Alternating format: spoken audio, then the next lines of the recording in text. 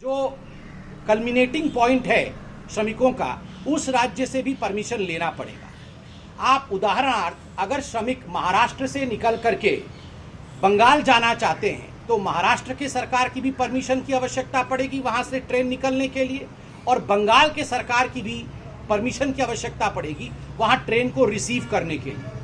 आपको आज बताते हुए मुझे बहुत दुख हो रहा है कि लगभग ओरिजिनेटिंग जो परमिशन होता है ओरिजिनेटिंग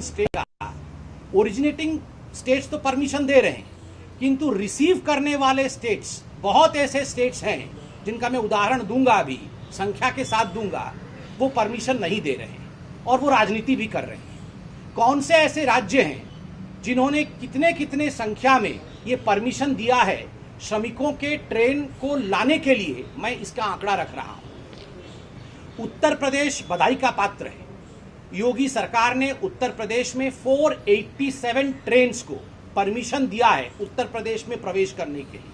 तो जो उत्तर प्रदेश के श्रमिक हैं हिंदुस्तान के भिन्न भिन्न राज्यों में, आज वो उत्तर प्रदेश में प्रवेश कर पा रहे हैं क्योंकि योगी सरकार ने 487, लगभग 490 ट्रेन ऐसे हैं जिनको परमिशन उत्तर प्रदेश की सरकार ने दिया है। ठीक उसी प्रकार नीतीश कुमार भी बधाई के पात्र हैं क्योंकि बिहार की सरकार ने 254, लगभग 254 ट्रेन ऐसे हैं जो बिहार में बिहार के जो श्रमिक अन्य राज्यों में थे उनके ट्रेन को परमिशन दिया है बिहार में एंटर करने के लिए। ठीक इसके विपरीत आप ममता बनर्जी की सच्चाई को देखिए। आपको जान के आश्चर्य होगा कि ममता बनर्जी के वेस्ट बंगाल ने अभी मात्र 9 ट्रेन, आज जब ये प्रेस कॉन्फ्रेंस हो रहा है, मात्र 9 ट्रेन को इजाजत दी है, परमिशन दी है वेस्ट बंगाल में प्रवेश करने के लिए। कहां तो उत्तर प्रदेश में 487, कहां बिहार में 254 और वेस्ट बंगाल के कई श्रमिक अन्य राज्यों में हैं, मगर केवल 9 ट्रेनों को अभी तक परमिशन दिया गया है। ठीक उसी प्रकार कांग्रेस शासित छत्तीसगढ़ के भी परिश्रमी छत्तीसगढ़ी भाई बहन हमारे कई राज्यों में कार्यरत हैं श्रमिक के रूप में। बहुत बड़ी तादाद में वो छत्तीसगढ़ पहुंचना चाहते हैं, किंतु कांग्रेस शासित छत्तीसगढ़ राज्य ने मात्र 10 ट्रेनों को अभी तक परमिशन दिया है अपने राज्य में प्रवेश करने का।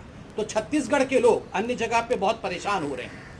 ठीक उसी प्रकार आप देखिएगा कि झारखंड, जहां एक मिलित सरकार है और कांग्रेस भी उसमें सपोर्ट कर रही है, झारखंड में मात्र बहुत सारे हमारे झारखंड के मेहनतकश लोग जो श्रमिक हैं वो पूरे हिंदुस्तान में, बिहार और झारखंड के अधिकांश लोग हैं, यूपी, बिहार और झारखंड के, किंतु मात्र 48 ट्रेन झारखंड में प्रवेश करने का झारखंड सरकार ने अभी तक परमिशन दिया है। यह दिखाता है कि किस प्रकार का एक वैमनस्य अपने ही लोगों के लिए अपने ही राज्य की सरकार कर रही है।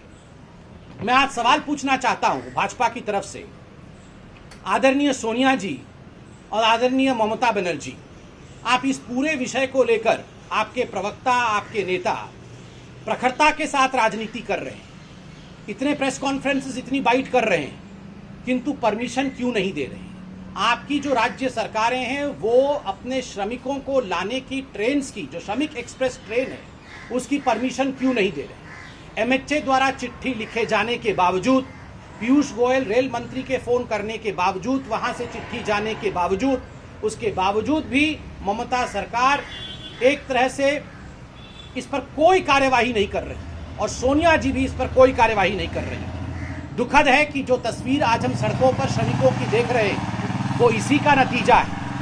आज राज्य सरकारों को चिट्ठी लिख के गृह सचिव ने भी कहा था कि श्रमिक एक्सप्रेस ट्रेन तक श्रमिकों को पहुंचाने के लिए राज्य सरकार उनके लिए बंदोबस्त करे, उनके लिए सही तरीका अपनाए, शेल्टर होम में रखे, शेल्टर होम में उन्हें भोजन कराए, जलपान, पानी इत्यादि की व्यवस्था करे। ये सारा केंद्र सरकार ने खर्चा उठाया हुआ है, सारा पैसा केंद्र सरकार ने एसडीआरएफ के माध्यम से राज्य सरकारों को दिया हुआ है ताकि शेल्टर होम में ये लोग रह सके, श्रमिक बंधु, माइग्रेंट लेबर्स, और फिर ये श्रमिक एक्सप्रेस ट्रेन तक सुरक्षित पहुंचाए जा सके।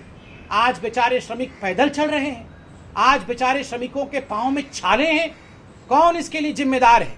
ममता बनर्जी और सोनिया गांधी इसके लिए पूरी तरह से जिम्मेदार हैं कि उनके शासित राज्यों में किसी प्रकार के प्रावधान नहीं किए गए हैं और उनके राज्यों में परमिशन भी नहीं दिया जा रहा है श्रमिक एक्सप्रेस ट्रेन के लिए। बंधुगण, आज ये कहना अतिशयोक्ति नहीं होगा.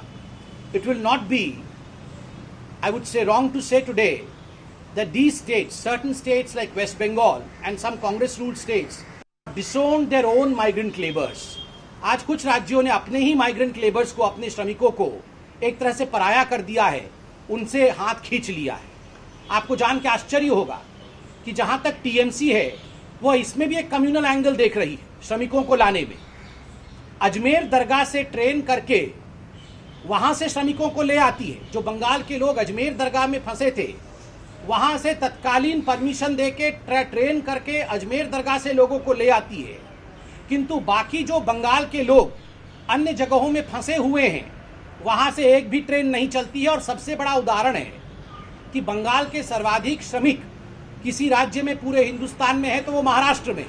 मगर आपको जान के आश्चर्य होगा, महाराष्ट्र से बंगाल ने अभी तक एक भी ट्रेन चलने की अनुमति नहीं दी है, जिसका नतीजा हम बांद्रा में, जिसका नतीजा हम महाराष्ट्र के कई सड़कों पर आज हम देख रहे हैं. इसका जवाब कौन देगा? ममता बनर्जी जी को तुरंत प्रेस के सामने आकर न केवल बंगालियों से पूरे हिंदुस्तान में क्षमा मांगनी चाहिए, अपितु इस प्रकार के एक कम्युनल कलर से ये जो रिलीफ पहुंचाने की वो प्रयत्न कर रही है उस पर भी जवाब देना चाहिए. अजमेर दरगाह के लोगों को लाया गया, कोई आपत्ति नहीं है, उन्हें भी लाना चाहिए. उत्तराखंड में भी फंसे हुए बंगालियों को लेकर आना चाहिए. यह भी ममता बनर्जी का ही दायित्व है. बंधुगण, बंगाल कोई साधारण राज्य नहीं है. What Bengal thinks today, India thinks tomorrow, ये कभी बंगाल के लिए कहा गया. 1971 में और उससे पहले 1947 में बंगाल ने बहुत बड़ा एक्सोडस और एक बहुत बड़ा माइग्रेशन देखा था. आप जानते हैं क्यों देखा था? पार्टीशन के कारण और युद्ध के कारण, बांग्लादेश के बनने के कारण. बंगाल ने बहुत कुछ सहा है. और आज भी ममता बनर्जी के निर्मम एटीट्यूड के कारण, उनकी निर्मम मनोवृत्ति के कारण पूरे हिंदुस्तान में बंगाल के जो श्रमिक हैं वो बहुत कुछ सह रहे हैं. इस पर राजनीति नहीं होनी चाहिए. प्रत्येक राज्य सरकार का कर्तव्य है कि वो श्रमिकों को लेकर सेंसिटिव हो. केंद्र सरकार ने हर प्रकार से राज्य सरकार को जो सहूलियत देना चाहिए श्रमिकों के लिए, शेल्टर होम, 3 वक्त का भोजन, प्रत्येक भोजन 100 रुपए की है, ये कल निर्मला सीतारमण जी ने खुद कहा. उनके राशन के लिए पहले 3 महीने का किया गया था, वो 2 महीने के लिए एक्सटेंड करना, ये सारी व्यवस्था केंद्र सरकार ने किया. हर बात पे राजनीति ना करिए. जो श्रमिक हैं वो हमारी आत्मा है, हिंदुस्तान की आत्मा है. आत्मा के ऊपर इस प्रकार कुठाराघात करके राजनीति करने की कोशिश जो राजनीतिक दल कर रहे हैं, कहीं ना कहीं वो हिंदुस्तान की आत्मा के साथ खिलवाड़ कर रहे हैं. ये उचित नहीं. बहुत बहुत धन्यवाद. आज इतना ही विषय रखना.